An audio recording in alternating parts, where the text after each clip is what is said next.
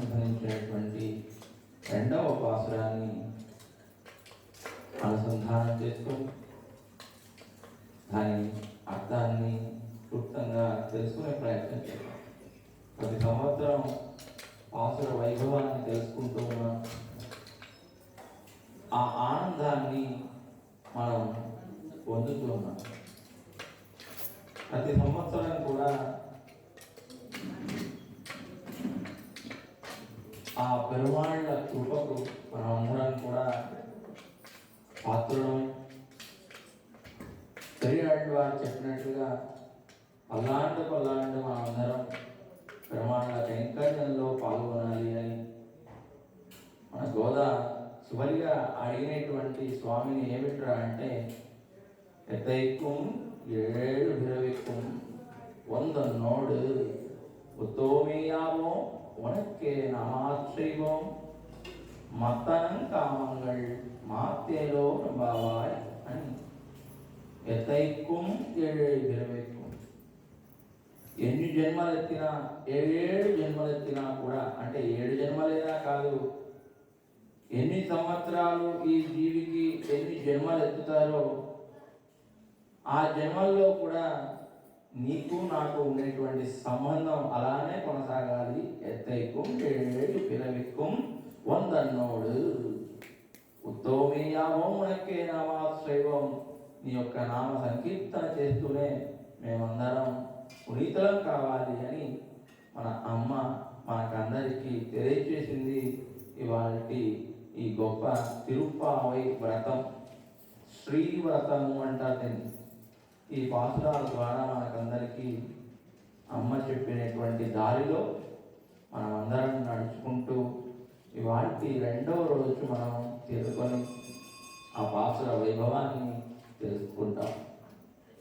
నిన్నటి రోజు మొదటి పాసురంలో మంచి ఆహ్లాదకరమైనటువంటి మాసం, పౌర్ణమి చంద్రుడు ఎలా విరహాన్ని మనకందరికీ మనశ్శాంతిని కలిగిస్తూ ఉంటాడో, ఆ తాపాన్ని తీరుస్తూ ఉంటాడో, అలా కృష్ణ పరమాత్మ యొక్క విరహం అనేటువంటి తాపాన్ని మనం తీర్చుకోవాలి అని సంకల్పించింది. దీనికి అంతటికీ కారణభూతుడైనటువంటి వాడు ఆ నారాయణుడే.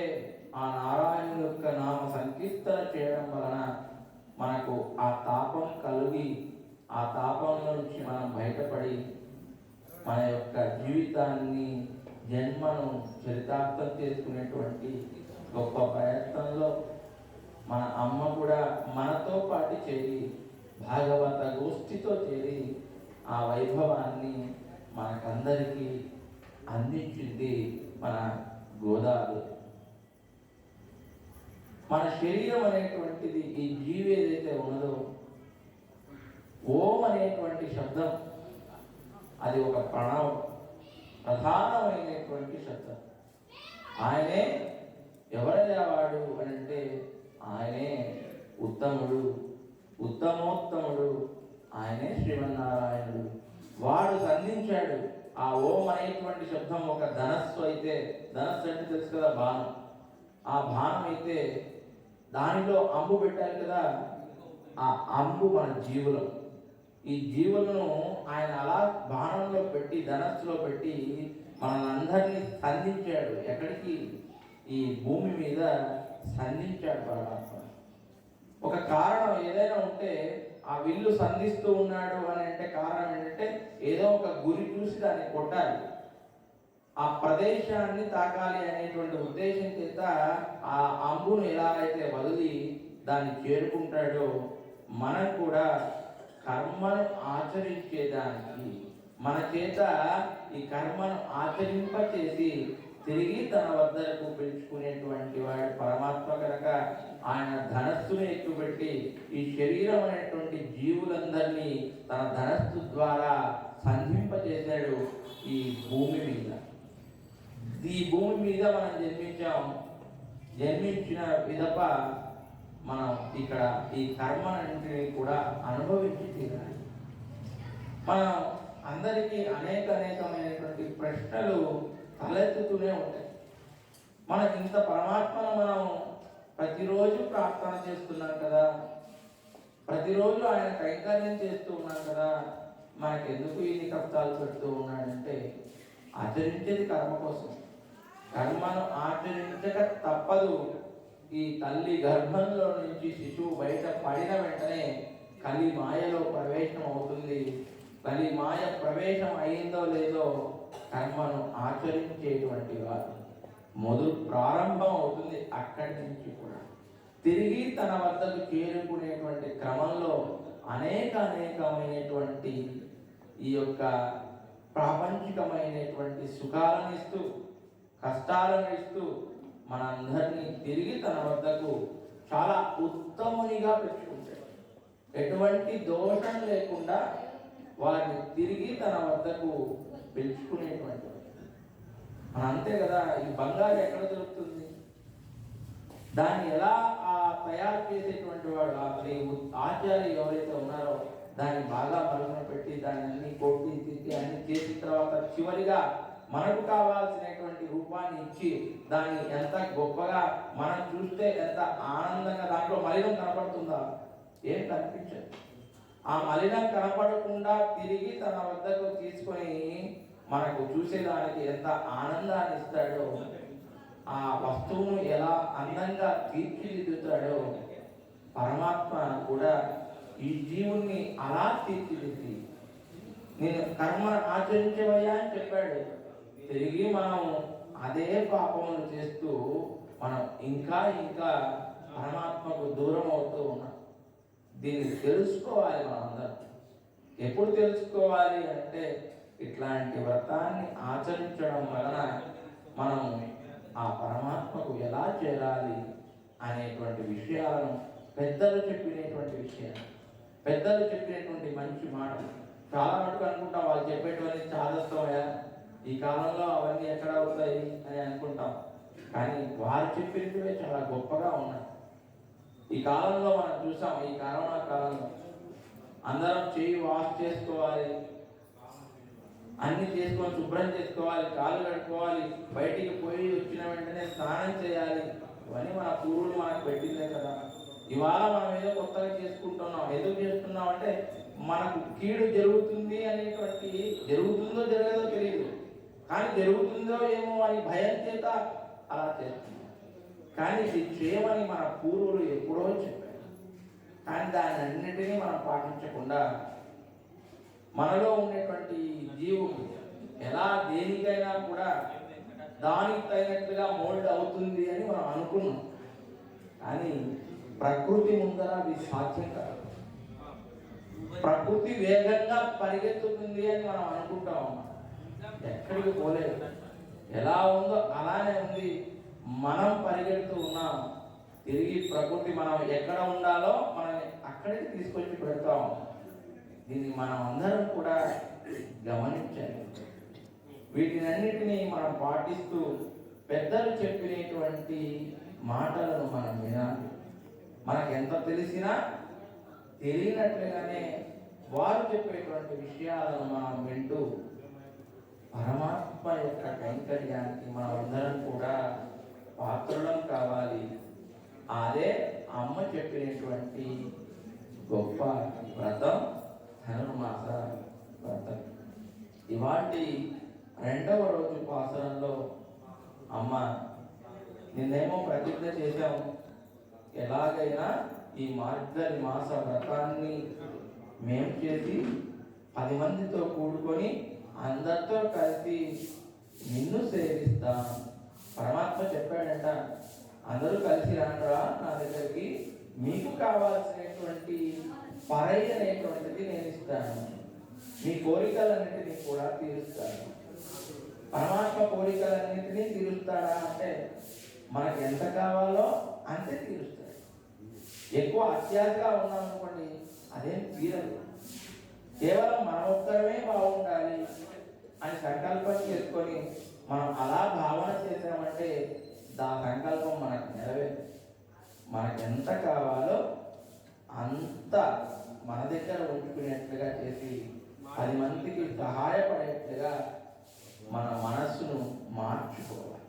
అదే ఈ తిరుప్పావై వ్రతం ద్వారా మనకు కలిగేటువంటి ఒక గొప్ప అవకాశం.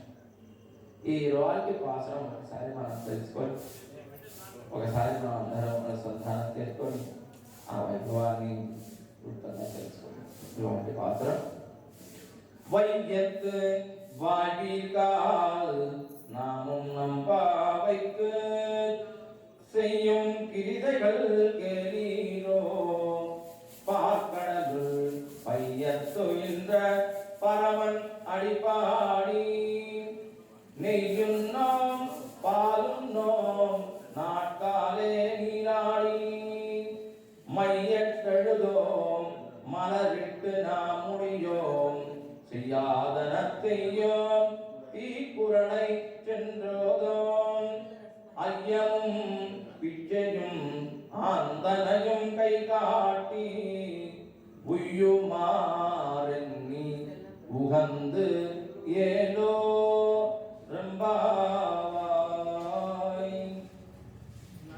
చాలా అద్భుతంగా ఇవాటి పాత్రలో మనం ఏ పనులు అయితే చేయాలి ఏ పనులు చేయకూడదు అని అమ్మ ఇవాటి పాత్రలో పరమాత్మను పొందాలి అని అంటే భోగమైనటువంటి వస్తువులను మన దగ్గర నుంచి దూరం చేయాలి. మనకు సంపద బాగా కలిగింది, పరమాత్మ యొక్క అనుగ్రహం చేత నువ్వు కష్టపడుతున్నావు, కష్టపడినందుకు పరమాత్మ ఆ ఫలితాన్ని ఇస్తూ ఉన్నాడు. కానీ నేనేమనుకుంటానంటే నేను కష్టపడుతున్నాను, నేను సంపాదించుకుంటున్నాను, నేను చాలా గొప్పగా ఉన్నాను అని మనం అనుకుంటాను.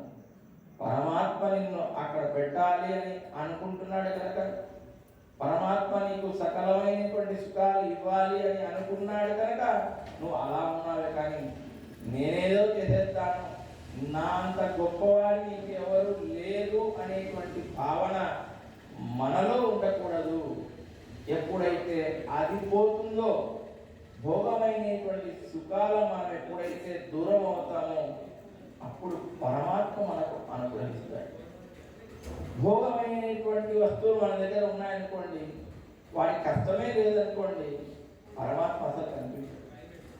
దేవాలయానికి రాడు, దేవాలయం మా ఇంట్లో మొక్కున్నాను కాబట్టి మాకు ఇబ్బంది లేదు, ఎందుకంటే వాడికి సంతోషం అనుకో.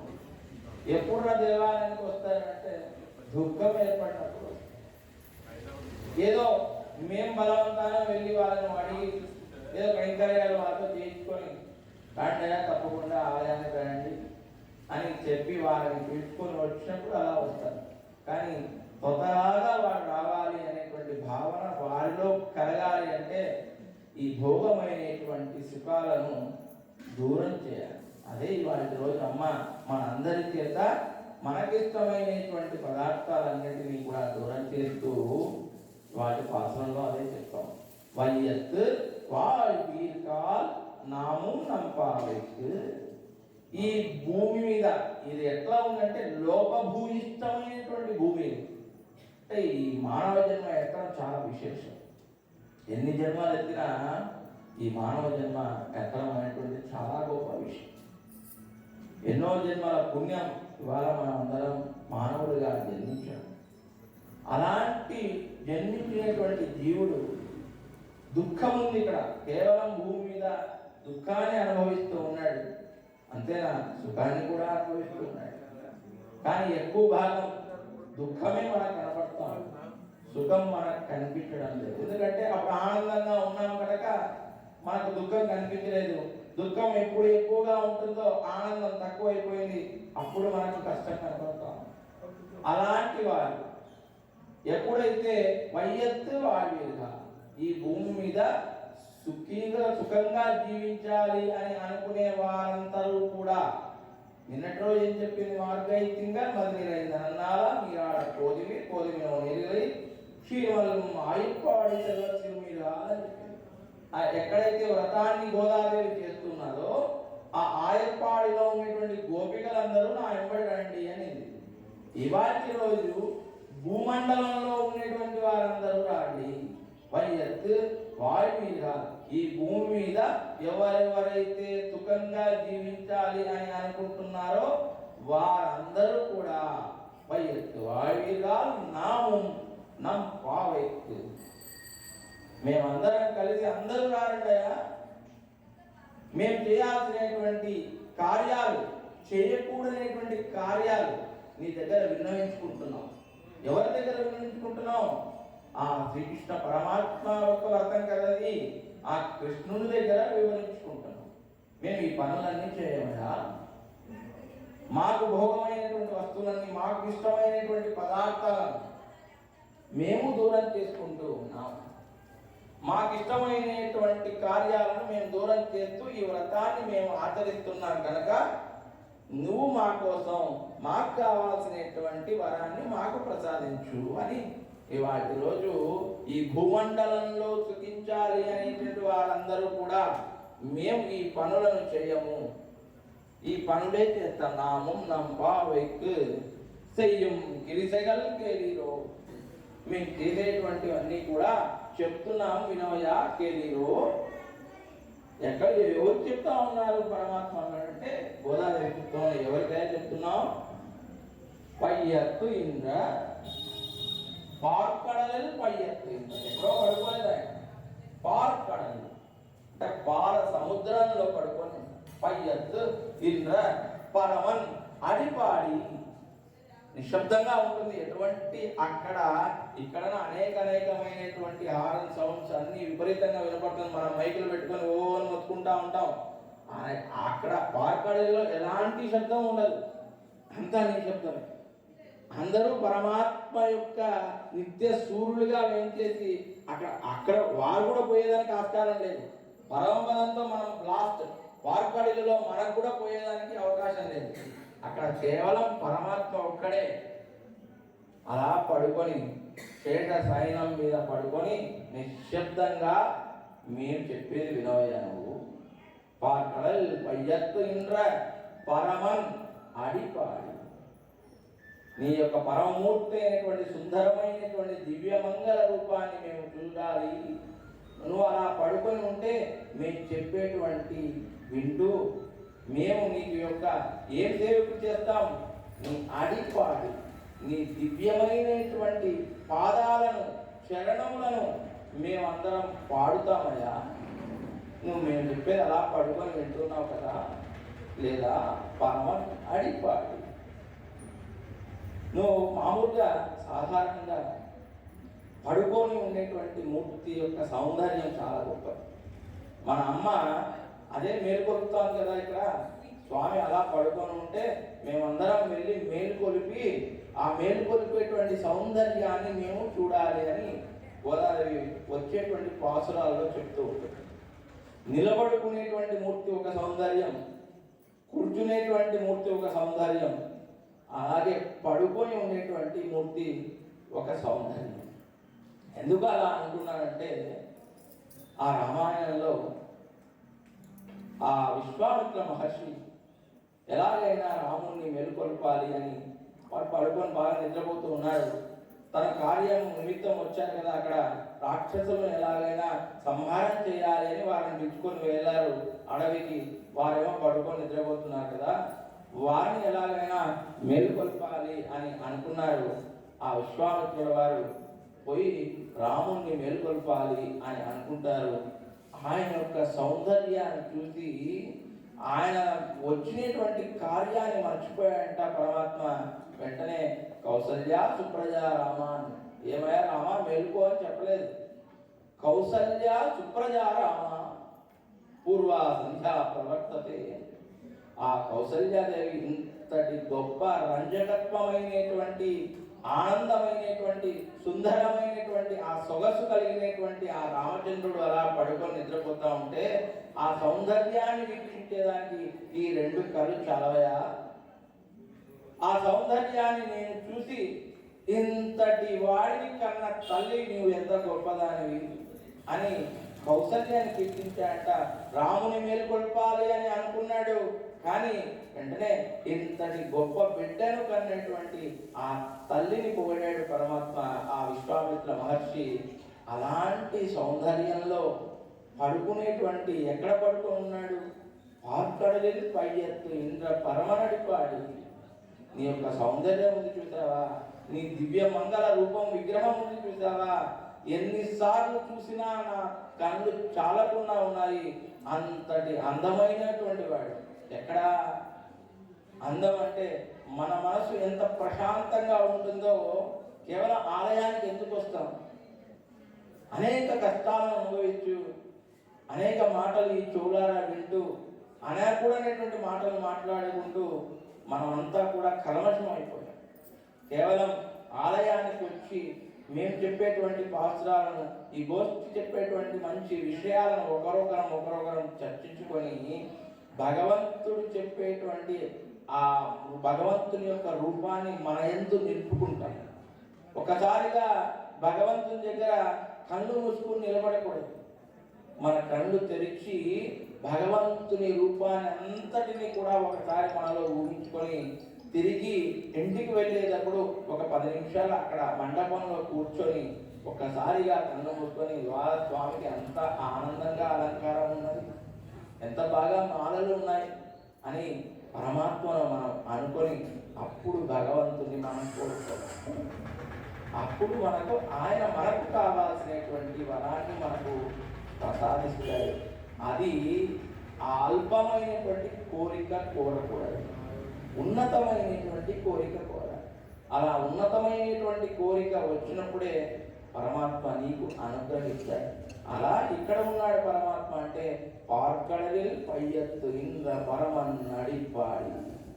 నాకెవరు లేరయ్యా, నువ్వు అలా పరతత్వంతో ఉన్నావు, మాకు అందడం లేదు. నువ్వు పరలోకంలో అక్కడ ఎవరు పోయేదానికి అవకాశం లేదు, ఎవరు పోయేదానికి అవకాశం లేదు. పరమపదానికి వెళ్ళచ్చు కానీ పార్కడలు వెళ్తే ఎవ్వరు వెళ్ళేదానికి అవకాశమే లేనటువంటి స్థితిలో నువ్వు ఒక్కటికే నిశ్శబ్దంగా అనంత శయనం మీద పడుకొని అలా పడుకొని ఉంటే నీ యొక్క సౌందర్యాన్ని మేము కీర్తించేదానికి పాడి మేమందరం వచ్చాం. మేమందరం వచ్చి నీ ముందర నిలబడుకో చెప్తున్నాం. ఇవాళ ఏమేమి భోగమైనటువంటి పదార్థాలు, నెయ్యున్నో పాలున్నో నాటకాలే నీరాడి. మేము నెయ్యిని భుజించాం, పాలను స్వీకరించాం, నాటకాలే నీరాడి. ప్రాతః సమయమే, నాటకాలంటే ప్రాతః ఉషోదయం, సూర్యుడు ఉదయించేదానికంటే పూర్వం ఉషకాలంలోనే నేను స్నానాన్ని ఆచరిస్తున్నాను. నిన్నటి రోజు చెప్పుకున్నాం కదా, ఈ ధనుర్మాస వ్రతం బ్రాహ్మీ ముహూర్తంలోనే మనం ఏదైతే మనం భగవంతుణ్ణి సేవిస్తామో, ఆ స్నానాన్ని ఆచరిస్తామో, 1000 సంవత్సరముల విష్ణు పూజ చేసినటువంటి ఫలితం ఈ ధనుర్మాసంలో కలుగుతుంది. అంతేనా అంటే ఈ స్నానం ఆచరించడం ఏదైనా ఈ ధనుర్మాసంలో నదిలో స్నానం చేయడం కానీ, పవిత్రమైనటువంటి నదిలో స్నానం చేయడం కానీ, చెరువులో స్నానం చేయడం కానీ ఏదైనా జరిగితే 4 రెట్లు అశ్వమేధ యాగం చేసినటువంటి ఫలితం మనకు కలుగుతుంది. ఎక్కడ అవకాశం ఉంది? ఎక్కడ మనకు ఎక్కడ చల్లనీళ్ళు పోసుకుంటున్నాం? మనం ఎక్కడ పోసుకోవడం లేదు, మనకు వేడి నీళ్ళే పోసుకుంటాం. కానీ కఠినం కదా, అది కఠినమైనటువంటి నియమాన్ని పరమాత్మ మనం, ఎందుకంటే ఆ కఠినమైనది ఉంటేనే మనం చేయగలుగుతాం. ఇప్పుడు మాల వేసుకుంటా ఉన్నారు, వాళ్ళు ఎక్కడ వేడి నీళ్ళు పోసుకోరు కదా, పోయి అదే చల్లనీళ్ళు ఎంతమంది, నేనైతే అనుకుంటా ఉన్నాను చల్లనీళ్ళలో స్నానం చేస్తానని నేనైతే అనుకుంటా ఉన్నాను. మనం కూడా ఒక్కరోజైనా చల్లనీటి స్నానం నేను కూడా చేయడం లేదు, స్నానం చేయాలి అని అమ్మ చెప్పింది. అలా మన కఠినమైనటువంటి నియమాన్ని మనం పాటిస్తాం. మన సుఖం ఉంది, వేడి నీళ్ళు పోసుకుంటా మన శరీరానికి చాలా వెచ్చగా ఉంది, అది మన సుఖాన్ని పొందుతున్నాం. కానీ ఇక్కడ ఏం చెప్తున్నామంటే ఇవాళ రోజు నుంచి మనం వేడి నీటి స్నానం చేయాలి. ప్రాతకాలం అంటే మన శరీరం అనుకూలం చేయాలి. అనేక బాధలను, నీటి బాధలను మనం పడుతూ ఉన్నాం. అంత బాగుంటే అన్ని బాగుంటాయి, కానీ ఈ శరీరం రాను రాను క్రమక్రమంగా ఈతి బాధలు పడుతున్నాం కనుక మనం చేయడానికి అవకాశం లేదు. వీలైనంత ఉన్నంత వరకు ఆ చేసేటువంటి ప్రయత్నం చేయాలి. పయ్యత్తు ఇంత పరమనడిపాడి నిజున్నో పాలున్నో నాటకాలే నీరాడి మేము చల్లనీటి స్నానం చేస్తాం. మయ్యట్టేదో మలగెట్టునా ముడియో. మయ్య ఆడవాళ్ళకు అందమైనటువంటి రూపం ఎప్పుడుగా ఉందంటే బాగా కాటుక పెట్టుకొని సౌందర్యాన్ని బాగా చేస్తూ ఉంటారు కనుక ఇది అమ్మ గోపికలతో కూడి వ్రతాన్ని చేస్తుంది కనుక వారు చేసేటువంటి వారికి ఏదైతే అందమని ఉన్నదో ఆ అందమైనటువంటి ఆ కాటుక మయ్యట్టేదో ఆ కాటుక ధరించమయ్యా, మేము మాకు ఇష్టం అది, మేము పెట్టుకుంటేనే మేము అందంగా ఉంటాం, కానీ నీకోసం మేము దాన్ని పెట్టుకోము ఇవాటి నుంచి. మలరిట్ నా ముడియం, సువాసమైనటువంటి పుష్పములను నా యొక్క శిరస్సు నుంచి ధరింపకుండా కేవలం నా దాని నుంచి కూడా దూరం అవుతుంది. మలరిట్ నా ముడియో చెయ్యాదన చెయ్యో, చెయ్యలేనటువంటి పనులను చెయ్యము. చేయకూడని పనులు పెద్దవాళ్ళు ఏదైతే ఇది చేయకూడదని చెప్పారో ఆ చేయకూడనటువంటి పనులన్నింటినీ కూడా మేము చెయ్యాదన చెయ్యో. తీక్కురడై చెండ్రు పోదో, తీక్కురడై చెండ్రు, ఈ నోటి ద్వారా మంచి పలుకులు పలకాలే కానీ చెండ్రు తీక్కురడై చెండ్రోదం, ఈ మంచి పనులు చెప్తూ ఇక్కడి నుంచి వెళ్ళి అక్కడికి, అక్కడి నుంచి వెళ్ళి అక్కడికి అనవసరమైనటువంటి మాటలు మాట్లాడు. ఆడవాళ్ళంతా ఒక చోటు చేరాలంటే ఏ మాటలు వస్తాయి? అవన్నీ కూడా మేము చేయము. మగవాళ్ళు ఎప్పుడు చేయరు. ఆడవాళ్ళు కలిస్తేనే అంత మాటలు పెరుగుతూ ఉంటాయి. కాబట్టి ఇక్కడ మన అమ్మ చెప్పింది నేను చెప్పింది కాదు, అమ్మ చెప్పింది మనం చెప్తున్నాం. అక్కడ అమ్మ అదే చెప్తా ఉంది. మేమందరం కూడా ఒకరొకరు కూర్చొని మేము అనవసరమైనటువంటి మాటలు ఇక్కడి నుంచి అక్కడికి, అక్కడి నారదం రూపంలో అందరూ వెళ్ళి అక్కడి నుంచి అక్కడ, అక్కడి నుంచి అక్కడ వెళ్ళి ఒక పెద్ద గొడవ అవుతుంది. అలాంటి గొడవలన్నీ కూడా మేము పెట్టమయ్యా, మాకు పుట్టకతో వచ్చినటువంటిది, అవన్నీ కూడా మేము చేయము. సెండ్రు మేము వెళ్ళి ఓదో అట్లాంటి పని చేయమయ్యా. சென்றோதம் தீக்குறளை சென்றோதம் ஐயமும் பிச்சையும் ఆందనయం కైకాడు. అయ్యము నన్ను ఎవరైతే నా దగ్గరికి వచ్చి ఏదైతే నాకు కావాలి అని సహాయాన్ని అర్థించేటువంటి వారు ఎవరైతే వస్తారో ఆ సన్యాసులు బ్రహ్మచారులు అయ్యము పిచ్చయం, భిక్షం వేసేటువంటి వారు. పిచ్చయం ఆందనయం కైకాడు. అరే ఏదో వచ్చారే స్వామి వచ్చేసారే అని ఏదో బాధగా ఇవ్వము, సంతోషంగా ఇస్తాం. ఇంకా నా వంతు సహకారంగా నేను ఏమి చేయలేకపోయానే పరమాత్మకు మేము వెళ్ళి అడుగుతున్నామంటే మా కోసం మేము అడగాం, పరమాత్మ కోసం అడుగుతాం. సన్యాసులంతా కూడా భిక్షాటన చేస్తూ ఉంటారు. వారు 10 మందికి ఉపయోగపడాలని వారు భిక్షాటన చేస్తూ ఉంటారు. సన్యాసి ధర్మం రోజు భిక్షాటన చేసి వారి కైంకర్యం చేసుకోవాలి. అలాంటి వారందరికీ కూడా అయ్యము పిచ్చయం ఆందనయం కైకాటి. ఈ లోభి అనేటువంటి మనసు ఏదైతే ఉన్నదో ఆ లోభి తత్వాన్ని మేము పోగొట్టుకొని సంతోషంగా నా మనసు కూడా ఎప్పుడు కూడా నేను ఇచ్చినానే అనేటువంటి బాధ లేకుండా అందరికీ దాన ధర్మములు చేయాలి. వాటి పాత్రలో మనకు అమ్మ ఎవరికి చెప్తుంది అంటే ఈ ధనుర్మాసంలో అందరికీ చేతనైనంత వాడికి ఉన్నంతలో కొంత భాగాన్ని దాన ధర్మములకు ఖర్చు పెట్టాలి. అది కూడా ఎట్లా సంతోషంగా మనస్సు నిండా నింపుకొని ఇంకా నేను వాడికి ఇంకా కొంత చేయలేకపోతేనే అనేటువంటి మనస్సుతో నువ్వు చేస్తే పరమాత్మ కూడా నీకు అంతే ఆనందాన్ని ఇస్తాడు. ఉయ్యుమారెన్ని ఉగందు, ఈ లోకంలో నువ్వు సంతోషంగా ఉజ్జీవించేదానికి, నువ్వు బాగా బాగుపడేదానికి, ఇంకా సంతోషంగా జీవించి నీ యొక్క ఆ బంధువులతో అందరితో బాగా సంతోషంగా ఉండి ఈ భూమి మీద ఇంకా బాగా గొప్పగా జీవించాలి. ఉయ్యుమారెన్ని ఉగందు, నీ యొక్క కీర్తి అలా మండలం అంతా తెలియాలి. ఎప్పుడైతే దానం ఇస్తారో ధర్మం చేస్తారో వాడి పేరు పబ్లిసిటీ అవసరం లేదు. వాడి పేరు ఒకరి దగ్గర నుంచి అలా వెళ్ళిపోతుంది. వాడు బాగా ఇస్తాడా, మనం వెళ్ళిన వెంటనే వాడికి చేయనంతలో వాడు బాగా ఇస్తారు మనకు అని ఏదో పెద్ద పబ్లిసిటీ పేరు వేసుకోవాల్సిన అవసరం లేదు. మన మనసులో నుంచి 10 మందికి అలా వెళ్ళిపోతుంది. అలా నేను ఉన్నా లేకున్నా నా యొక్క కీర్తి ఇలా ఉండాలి. ఉయ్యుమారెన్ని ఉగందు ఏదో రంగా. నిన్నటి రోజు మనకు సూత్రాలు మనం చెప్పిన అమ్మ ఏం చెప్పింది? అనన్య శరణత్వం, అనన్య భోగత్వం, ప్రపత్తి. ఈ 3 కూడా మన అమ్మ మనకు తెలియజేసింది. ఇవాళ రోజు కూడా 6 సూత్రాలను మనకు తెలియజేస్తాం. ఏమిటి ఆ 6 సూత్రాలు? భగవద్ రామానుజుల వారికి తిరుక్కచ్చి నమ్మి ఆచార్యులు ఆయన ఈ 6 సూత్రాలను చెప్పారు. మరి తిరుక్కచ్చి నమ్మికి ఎవరు చెప్పారు అంటే కంచి వరదరాజ స్వామి ఆయనకు రోజు ప్రత్యక్షంగా ఆలవట్ట కైంకర్యం చేసేటప్పుడు ఆయన రోజు ఆయనతో మాట్లాడేటప్పుడు ఆ తిరుపతి నమ్మికి అక్కడ కైంకర్యం చేస్తూ ఆయన 6 సూత్రాలను చెప్పాడు. ఏమిట్రా 6 సూత్రాలు అంటే భగవన్ శ్రీమన్నారాయణుడే పరతత్వం, శ్రీమన్నారాయణుడే దేవదేవుడు, అది ఒకటి.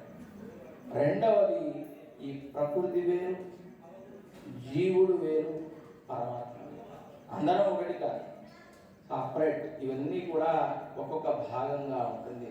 వీరందరూ కూడా సపరేట్ అయ్యా. ప్రకృతి సపరేట్, జీవుడు సపరేట్, భగవంతుడు అనేటువంటి వాడు సపరేట్. ఇది ఒకటి. మూడవది ప్రపత్తి. మనం పెద్దవారిని గౌరవించడం, ఎవరినైనా ఆశ్రయం పొందడం, భగవంతుడి దగ్గర మనం ప్రపత్తితో మెలగడం. నాలుగవది మన గొప్ప మహాపూర్ణులను ఆశ్రయించడం, గొప్ప ఆచారాలను మనం స్వీకరించడం, వారి ద్వారా మనకు మంచి విషయాలను తీసుకొని ఈ దేహానికి సంస్కారం చేసుకొని వారిని మన యొక్క గురువులుగా స్వీకరించడం నాలుగవది. ఇంకా ఐదవది ఏంటంటే అంతిమమైనటువంటి స్మృతి. ఈ దేహానికి దేహం వచ్చింది భూమి మీద, దీనికి ఏం కావాలి? తిరిగి ముక్తి కావాలి. ఈ ఐదవది మార్గం అంటే ముక్తిని పొందడం. ఈ దేహానికి ముక్తి కావాలి, దీనికోసం నేను ప్రార్థన చేయాలి. చివరిగా స్మృతించడం. ఎప్పుడు స్మృతి అవుతుంది అంటే మనం వెళ్ళిన తర్వాత మన యొక్క కీర్తి అలా ఉంటుంది. తరతరాలుగా వారి యొక్క వంశం, వారి యొక్క కీర్తి ఇలా పరంపరగా మనకు కొనసాగాలి.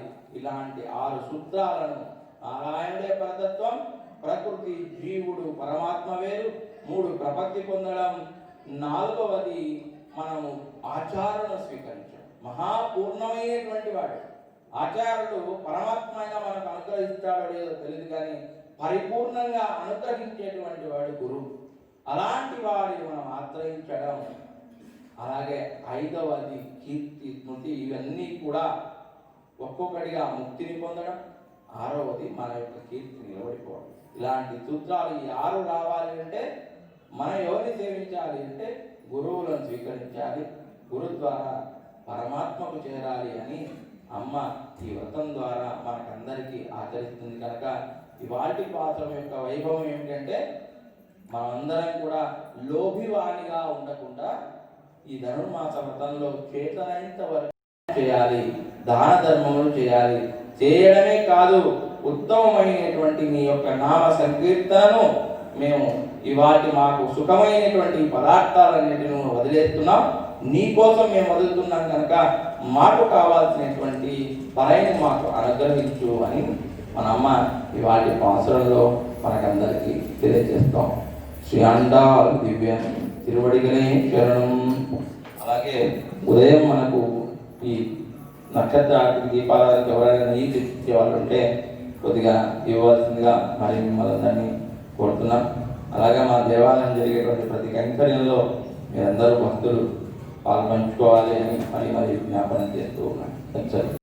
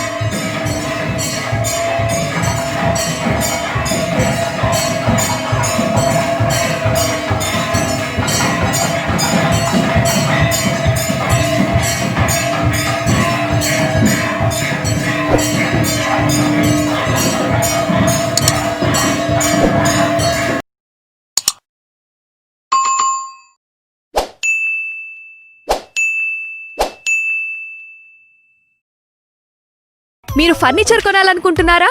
అయితే నాణ్యత కావాలా? మోడర్న్ గా ఉండాలా? గత 10 సంవత్సరాలుగా మన తాడిపత్రిలో ఈ రెండు ఒకే చోట లభించే అతిపెద్ద mega furniture showroom Karishma furnitures.